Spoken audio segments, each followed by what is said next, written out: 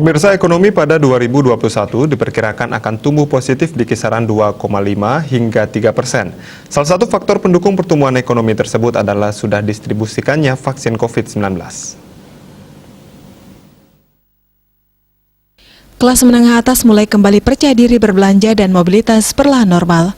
Ekonom Bima Yudhistira menyampaikan, untuk mendorong pertumbuhan ekonomi lebih cepat, langkah lain yang bisa ditempuh adalah melakukan pembenahan terhadap stimulus pemulihan ekonomi nasional.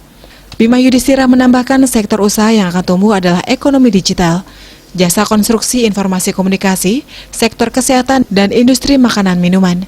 Meski membaik pertumbuhan ekonomi secara nasional di 2021, diproyeksikan tak akan mudah kembali ke level 5%, karena pasti membutuhkan waktu sampai normal kembali. Diprediksi pertumbuhan ekonomi 5% dapat terrealisasi pada awal kuartal kedua tahun 2022.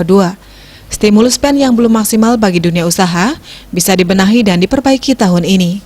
Bima Yudhistira menilai program stimulus yang tepat dan efektif dapat memulihkan kondisi perekonomian.